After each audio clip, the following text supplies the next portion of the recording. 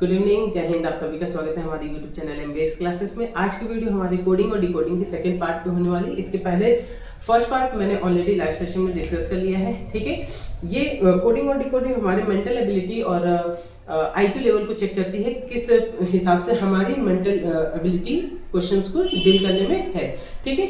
बात करते हैं कि इसकी जो फर्स्ट वीडियो है उसमें हम लोगों ने बहुत सारे पैटर्न्स को डिफरेंट तरीके से, किस तरीके के क्वेश्चंस आते हैं, कैसे सॉल्व किया जाता है और किस बेसिस पे क्वेश्चंस को किस लेवल तक का क्वेश्चन हमसे पूछा जा सकता है, ये हम लोगों ने डिस्कस किया था, ठीक है। आज हम लोग कंटिन्यू करते हैं अपना सेकंड पार्ट कोडिंग और डिकोडिंग की, ठीक है। तो सबसे पहले क्वेश्चन जो हमारे बोर्ड पे आने वाले हैं वो है हमारा इफ मैन, मैं चेंज कर लेता हूँ कलर अपना, ठीक है। If man is written as LNZBMO, ठीक है। अगर मैन को LNZBMO के हिसाब से लिखा जाता है, कोड में लिखा जाता है, तो पूछा जा रहा है हमसे कि जग को किस फॉर्म में लिखा जाएगा, ठीक है। तो सबसे पहले इस क्वेश्चन को करने के लिए हमको पैटर्न ऑब्जर्व करना होता है, और पैटर्न हमको तभी ऑब्जर्व हो सकता जब हम इसे नीचे अपने फॉर्म में लिख सकते हैं, ठीक है। तो M A और N इस तरीके से लिख लेंगे। इसका पैटर्न है LNZBMO, ठीक है। तो हमको क्या पैटर्न ऑब्जर्व हो रहा है, इसको पहचानना है। अगर हम पैटर्न अच्छे से पहचान जाते हैं तो हमारा क्वेश्चन इजी हो जाता है। तो हमको पता है कि यहाँ से देखिए ये हमें दिख रहा है एक माइनस एक प्लस, एक -1 हो रहा है, एक +1 हो रहा है। देखिए LMN ZA और B दिख रहा है, MNO -1 +1। तो इस पे कौन सा पैटर्न हो रहा है, -1 +1 पैटर्न फॉलो हो रहा है लेटर का, ठीक है। इसको याद रखेंगे, ठीक है। अब हमें पैटर्न पता चल गया। अब हम अपने क्वेश्चन को कर सकते हैं। क्वेश्चन हमारा क्या कह रहा है, क्वेश्चन हमसे बोल रहा है जग का बताइए, तो JUG। तो हमको पता है JUG का -1 और +1 क्या हो जाएगा, ठीक है। -1 और +1 क्या होगा, सबका उसी हिसाब से होगा, -1 +1। तो इसका क्या हो जाएगा, J का हो जाएगा IJK STUV, ठीक है। FGH, ठीक है। -1 +1 पैटर्न हमने फॉलो कर लिया। तो हमारा आंसर क्या आ रहा है, IKTVFH। तो हम अब अपने ऑप्शन में चेक करेंगे IKTVF कहाँ है, यहाँ पे नहीं है, ये नहीं है, ये भी नहीं है, B भी नहीं है। तो ऑप्शन नंबर डी में IKTVFH, option number D is the correct answer. I hope आपको क्वेश्चन क्लियर हुआ होगा, ठीक है। क्वेश्चन में कुछ ज्यादा नहीं था, बस हमको पैटर्न जितनी अच्छे से पहचान सकते हैं, क्योंकि बहुत सारा पैटर्न हमने अब तो पिछले वीडियो में भी देखा हुआ है, ठीक है। तो पैटर्न जितनी अच्छी तरीके से आप पहचानेंगे उतनी अच्छे तरीके से आपका क्वेश्चंस को लगाने का तरीका बढ़ता जाएगा, इफिशिएंसी आपकी बढ़ती जाएगी, ठीक है। तो मैन को इस तरीके से लिखा गया था, तो हमसे पूछा गया था जग को किस तरीके से। तो मैन का हमने पहले कोडिंग निकाल ली कि किस पैटर्न पे ये कोड को बनाया गया है। एक पैटर्न -1 और +1 का था, तो उसके हिसाब से हमने जग का भी बना लिया, ठीक है। आई होप आपको क्वेश्चन फर्स्ट क्लियर हुआ होगा, ठीक है। अब हम लोग चलते हैं नेक्स्ट क्वेश्चन पे। नेक्स्ट क्वेश्चन देखते हैं क्या होता है। नेक्स्ट क्वेश्चन है हमारा if democracy is written as YCRCOMED, ठीक है।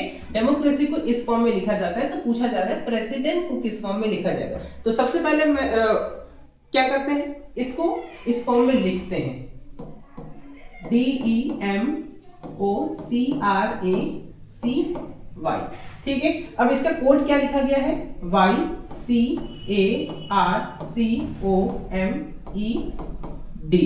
ठीक है। अब क्या आपको दिख रहा है, आपको क्या दिख रहा है, ठीक है। पैटर्न पहचानना है, सबसे पहले पैटर्न पहचानना सीखिए। पैटर्न क्या कह रहा है हमारा, ये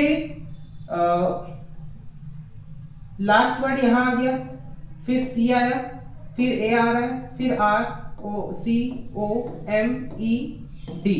इसका मतलब ये रिवर्स जा रहा है, रिवर्स पैटर्न है। कौन सा पैटर्न है, रिवर्स पैटर्न है। रिवर्स का मतलब जो भी वर्ड देगा बस हमको उसको उल्टा लिख देना है, ठीक है। तो पता चल गया कौन सा पैटर्न है। तो अब हम इसको लिखेंगे प्रेसिडेंट। क्या लिख रहा है, जो स्पेलिंग लिखा रहेगा वही, ठीक है। फर्स्ट वीडियो में मैंने क्लियर किया था, जो भी स्पेलिंग लिखा रहेगा वही लिखिएगा, अदरवाइज आपका आंसर गलत आ सकता है, ठीक है। आप अपने आप को विद्वान समझते होंगे, ठीक है, वो आपके पास रहिए उस, ठीक है, उस नॉलेज पे। रीजनिंग लगाते समय आप ध्यान रखेंगे कि जो स्पेलिंग दी गई है उसी का हमें कोड निकालना होगा, ठीक है। तो यहाँ पे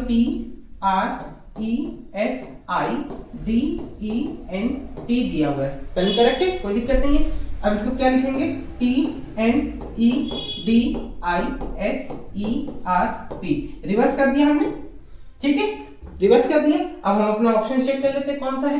पहला तो ऑप्शन नहीं है क्योंकि टी से शुरू है हमारा, ये भी नहीं है, ये भी नहीं है, ये ऑप्शन है। एक बार चेक कर लेंगे, इसको क्लिक करने से पहले इसको चेक करेंगे क्योंकि यहाँ पे नन ऑफ दीज दिया है, ठीक है। जब भी ऑप्शन में नन ऑफ दीज दे दे तो इसका मतलब एक बार हमें पूरी अपनी आंसर शीट को चेक करनी पड़ेगी इसको, ठीक है। तो यहाँ पे TNED ISER और P, तो इसका मतलब ये 100% सही है, तो हमारा option number B is the correct answer, ठीक है। क्लियर है।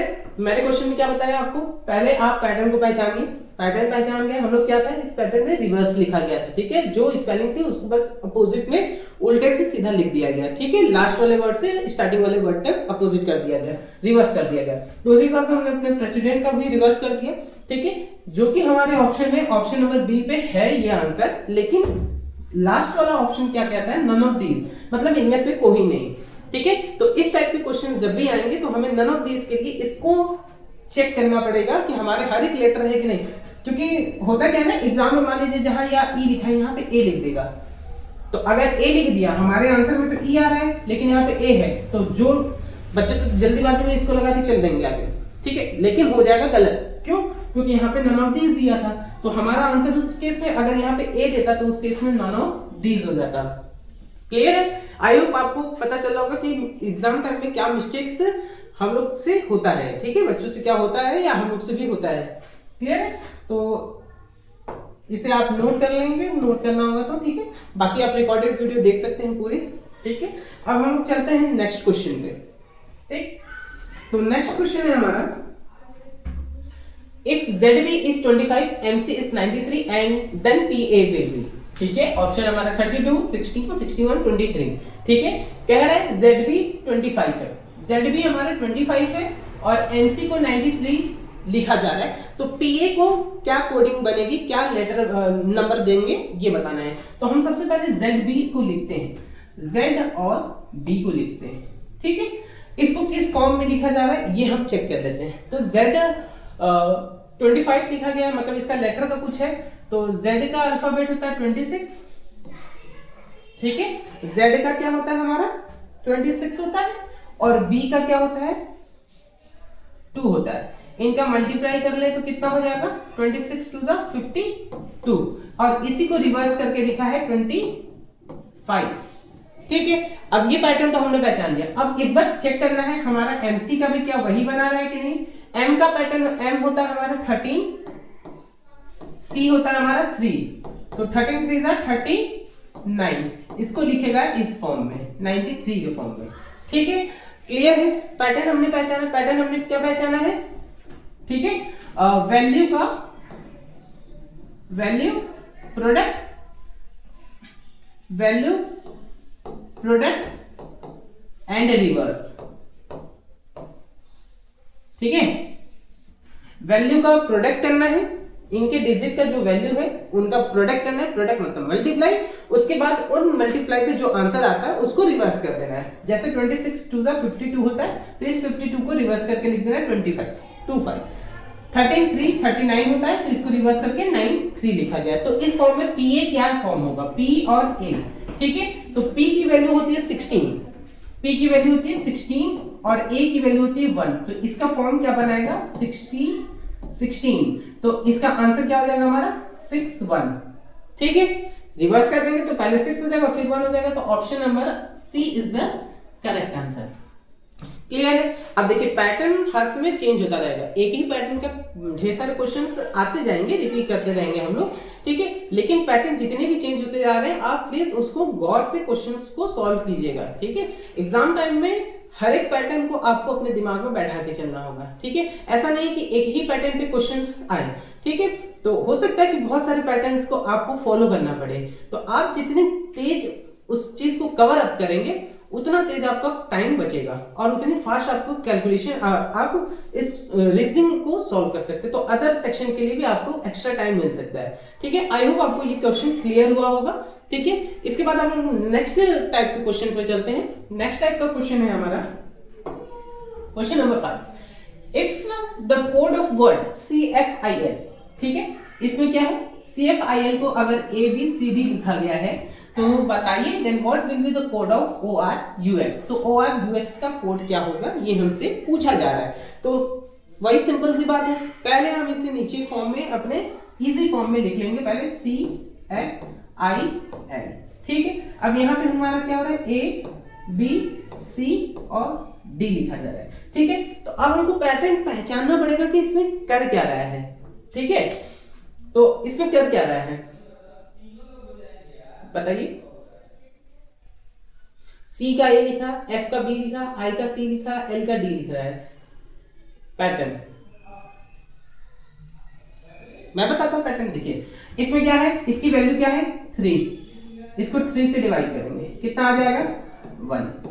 ठीक है, F की वैल्यू कितनी होती है, F की वैल्यू कितनी होती है 6, 6 को 3 से डिवाइड करेंगे आ जाएगा 2।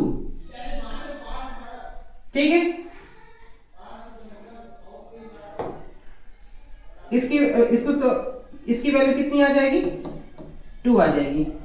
I की वैल्यू कितनी होती है 9, इसको डिवाइड करेंगे 3 से तो इसकी वैल्यू आएगी 3। और L की वैल्यू होती है 12, इसको 3 से डिवाइड करेंगे तो इसकी वैल्यू आ जाएगी 4। ठीक है, और A की वैल्यू A, 2 की वैल्यू B, 3 की वैल्यू C, 4 की वैल्यू D। क्लियर है, क्लियर है यहाँ तक। देखिए हमको क्या करना है, हमको पैटर्न पहचानना है कि इसमें हो क्या रहा है। ठीक है, आपका दिमाग जो आपको पैटर्न आपको दिमाग में आ रहा है उस फॉर्म में आपको क्वेश्चंस को डील करने ही पड़ेंगे। ठीक है, तो इसमें हमको हमारे पास है ऑप्शन 3 का, 3 से डिवाइड करते हैं तो 1 आ रहा है, 6 को 3 से डिवाइड कर रहा है तो 2 आ रहा है, 9 को 3 से डिवाइड कर रहा है तो 3 आ रहा है, 12 को 3 से डिवाइड कर रहा है तो 4 आ रहा है और हमारा इसी पे ये बना हुआ है। ठीक है, तो अब हम O इसका पूछा है, ORUX का पूछा है। तो O की वैल्यू कितनी होती है, O की वैल्यू कितनी होती है हमारे, O की वैल्यू होती है 15, इसको 3 से डिवाइड करेंगे कितने आएगा 5 आएगा। R की वैल्यू कितनी होती है, R की वैल्यू होती है 18, इसको 3 से डिवाइड करेंगे ये आएगा 6। U की वैल्यू कितनी होती है 22 कि 21, 3 से डिवाइड करेंगे तो इसकी वैल्यू आएगी 7। और X की वैल्यू होती है 24, इसको 3 से डिवाइड करेंगे तो ये आएगा 8। तो 5, 6, 7, 8। तो 5 क्या होता है हमारा, 5 होता है E, F, G और H। ठीक है, E, F, G, H, E, F, G, H। इसमें कौन सा ऑप्शन है E, F, G, H। Option number 1 सही होगा। ठीक है, लेकिन नन ऑफ दीज है इसलिए हमको सारा लेटर चेक करना होगा E, F, G, H, E, F, G, H। तो हमारा option number A is the correct answer. I hope आपको क्लियर हुआ होगा। ठीक है, जहां पे नन ऑफ दीज आ जाए तो प्लीज आप उसको 100% आंसर को कंफर्म करने के लिए आप पूरे लेटर को चेक कर लीजिएगा, नहीं तो अगर एक भी लेटर इधर का उधर हुआ होगा तो आपका आंसर वहां पे गलत हो जाएगा। क्लियर है, आई होप आपको क्वेश्चन समझ में आ रहे होंगे और थोड़ा सा इंटरेस्टिंग भी लग रहा होगा। ठीक है, अगर बोरिंग लगे तो थोड़ा प्लीज माइंड को इधर उधर नहीं कीजिएगा, कंसंट्रेट कीजिएगा ताकि आपको पैटर्न क्लियरली समझ में आ सके किस पैटर्न पे कौन सा क्वेश्चन बन रहा है। ठीक है, पैटर्न बहुत सारे रखते हैं रीजनिंग में तो आपको ध्यान रखना होगा। चलिए नेक्स्ट क्वेश्चन पे हम लोग चलते हैं। नेक्स्ट क्वेश्चन है हमारा question number 6। If work is written as, ठीक है, क्या कह रहे हैं, वर्क है जिसको लिखा जाता है 4, 12, 9 और 16 में, देन वुमेन किस फॉर्म में लिखा जाएगा ये बताना है। तो हम पहले लिखते हैं वर्क को, WORK। तो वर्क को किस फॉर्म में लिखा गया 4, 12, 9 और 16। ठीक है, तो इसमें कर क्या रहा है, इसमें क्या कर रहा है बताइए, इसमें क्या कह रहा है,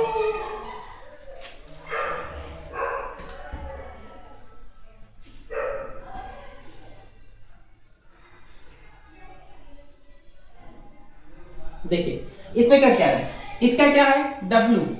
ठीक है, तो ये अपोजिट 4 है, 4 का लेटर क्या होता है D होता है।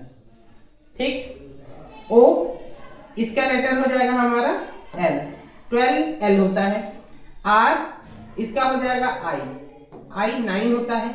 और ये के है तो कुर्ता पैजामा, पी होता है 16। ठीक है, तो ये क्या कर रहा है, ये रिवर्स की वैल्यू लिख रहा है। क्या लिख रहा है, अपोजिट का वैल्यू लिख रहा है। ठीक है, तो ये हमारा पैटर्न कौन सा है, अपोजिट वैल्यू, अपोजिट का वैल्यू है। ठीक है, अपोजिट का वैल्यू लिख रहा है।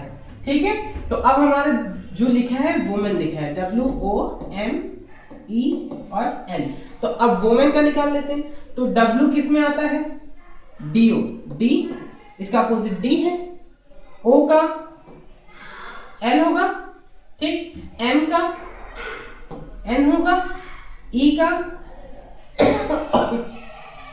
E का V होगा, N का M होगा। इसका मतलब इसकी कोडिंग क्या होगी, 4 होगी। L आता है हमारा 12 पे, N आता है हमारा 14, V आता है हमारा, V कितने पे आता है 22 है ना, और M आता है हमारा 13 पे। तो हमारी कोडिंग क्या बन रही है, 4 12 14 22 13, 4 12 14 22 13, V 4 12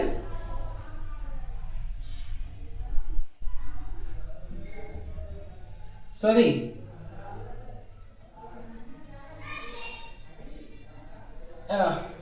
इसमें एक मिस्टेक हो गया है यहाँ पे,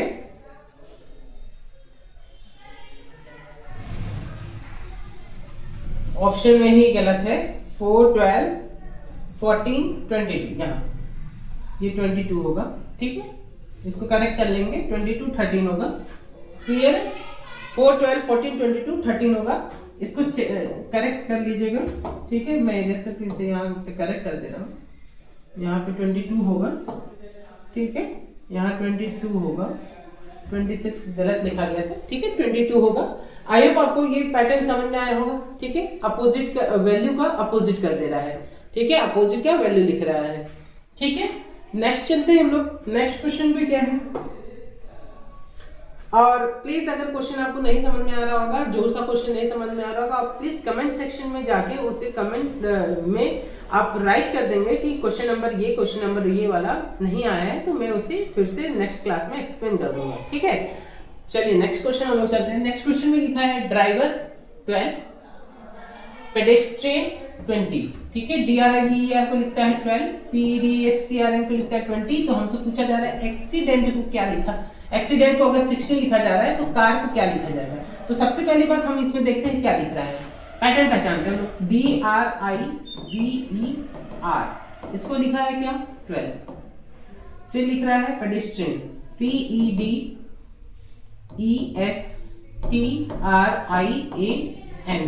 इसको लिखा 20, फिर लिख रहा है एक्सीडेंट ACCIDENT इसको लिखा हमारा 16। ठीक है, तो कार के लिए पूछा रहा है, सॉरी कार अभी नहीं लिखेंगे। ठीक है, तो अब हम सबसे पहले पैटर्न पहचानते कर क्या रहा है। इसमें कोड तो लगा नहीं रहा है, नंबरिंग तो कर नहीं रहा है, कुछ भी ऐसा कोडिंग तो है नहीं जिससे ये 12 ही है। तो अब हम लोग देखते हैं लेटर इसमें कितने 1 2 3 4 5 6 लेटर है। इसमें 2 का मल्टीप्लाई कीजिए तो 12 आ जाएगा। ठीक है, मैं एज अ लॉजिक लगा रहा हूं। अब इसमें देखते हैं 1 2 3 4 5 6 7 8 9 10 है। अगर इसमें भी 2 का मल्टीप्लाई करते हैं तो 20 आ जा रहा है। इसका देख लेते हैं 1 2 3 4 5 6 7 8 में 2 का मल्टीप्लाई करते हैं तो 16 आ जा रहा है। इसका मतलब इसमें जो भी नंबर ऑफ लेटर होंगे उसमें 2 का मल्टीप्लाई करना होगा। तो इसका पैटर्न क्या कह रहा है हमारा, number of letter multiply by 2। ठीक है, जितने लेटर होंगे उसमें 2 का मल्टीप्लाई। तो सिंपल सी बात है, CAR कार में कितने लेटर 3 में 2 का मल्टीप्लाई 6। ठीक है, तो 6 कहां है, option number A is the correct answer. Clear है। देखिए पैटर्न पहचानने के बाद आंसर लगाने में टाइम लगा, कुछ टाइम नहीं लगेगा। अगर आप पैटर्न पहचान जा रहे हैं तो आंसर लगाना बहुत इजी हो जाएगा। ठीक है, जब तक आप पैटर्न नहीं पहचानेंगे तभी तक आपको दिक्कत होगा, बाकी कोई दिक्कत नहीं है। ठीक है, कोडिंग और डिकोडिंग में बस यही थोड़ा सा दिक्कत करता है पैटर्न पहचान में। ठीक है, बाकी आपको इतना हार्ड नहीं लगेगा कोडिंग और डिकोडिंग। अब आते हैं 8वां क्वेश्चन। 8वां, the GTQQX is written as Hari. ठीक है, क्या लिखा जा रहा है? GTQQX को लिखा गया है हरी, HURRY, हरी लिखा गया है। ठीक है, तो हमसे RSNO का पूछ रहा है, RSNO का पूछा जाता है। तो सबसे पहले हम पैटर्न पहचानेंगे। लिख क्या रहा है, देखिए क्या लिख रहा है, क्या लिख रहा है, क्या कर रहा है भाई? G को T किया, सॉरी G को H कर रहा है ना, G को H कर रहा है। क्या कर रहा है? पैटर्न में क्या कर रहा है? यहां देखिए, -1 GH, सॉरी +1 HTU PQR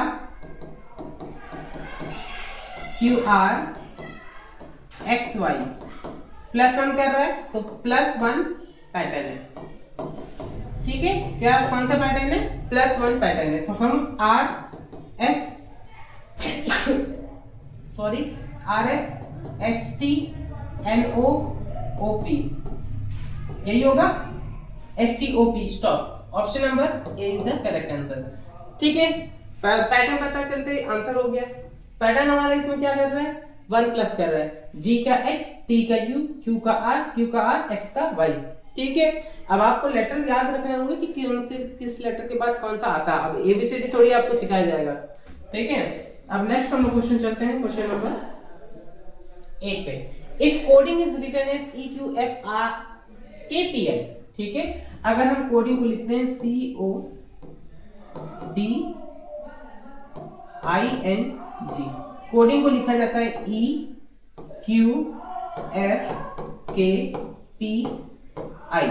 ठीक है, तो फिजिक्स को लिखा जाएगा PHYSICS। तो इसको किस फॉर्म में लिखा जाएगा ये पूछा है। तो सबसे पहले हम पैटर्न पहचानते हैं, कर क्या रहा है। तो CDE +2 कर रहा है, इसमें +2 कर रहा है, OPQ +2 कर रहा है, DEF +2 कर रहा है, मतलब सब में +2 कर रहा होगा, है ना? क्लियर? देखिए GHI +2 का पैटर्न है, +2 पैटर्न है। ठीक है, क्या कर रहा है? सब में 2 प्लस कर रहा है। तो इसमें P है, तो P में +2 करेंगे तो P के बाद QR, HIJ, Y के बाद ZA, PQRSTU, IJK, CDE, STU, ये हो गया RJA, UKEQ। तो ये तो नहीं होगा, ये भी नहीं होगा, R यहाँ है, R यहाँ देख लेते हैं, RJA UKEU, RJK, ये भी नहीं होगा। ठीक है, ये होगा, लेकिन नन ऑफ दीज है, तो इसलिए सारे लेटर को चेंज कर लेंगे। RJA UKE और U सारे लेटर है, इसलिए ऑप्शन नंबर C करेक्ट हो जाएगा। जब भी नन ऑफ दीज देगा तो आपको सारे लेटर्स को चेक करना पड़ेगा, नहीं करेंगे तो आपका ही मिस्टेक होगा। ठीक है, जल्दबाजी नहीं कीजिएगा क्वेश्चन में। हाँ, इफिशियंसी आपकी अगर इंक्रीज हो जाती है तो आप फटाफट करके आगे टाइम सेव कर सकते हैं नेक्स्ट सेक्शन के लिए। ठीक है, चलिए नेक्स्ट चलते हैं। Thank you. ठीक है, यहीं तक था आज की क्लास। ठीक है, thank you for watching this session. और जिन लोगों ने अभी तक चैनल को सब्सक्राइब नहीं किया है, प्लीज़ आप चैनल को सब्सक्राइब कर लेंगे, लाइक करके बेल आइकन दबाना ना भूलें और वीडियो को ज़्यादा से ज़्यादा शेयर करना ना भूलें। ठीक है, और कोडिंग और डिकोडिंग के जितने भी अब तक के पैटर्न आपने देखा है उसको प्लीज़ आप रिपीट करते रहेंगे, और कोई भी डाउट होगा तो नेक्स्ट सेशन जो वीडियो होगा तो आपके जो कमेंट सेक्शन होंगे, ठीक है, कमेंट में जो होगा मैं उस पर डिस्कस कर लूंगा ताकि आपके वो डाउट को भी क्लियर किया जा सके। ठीक है, तब तक के लिए मिलते हैं नेक्स्ट वीडियो में, तब तक के लिए जय हिंद एंड गुड बाय।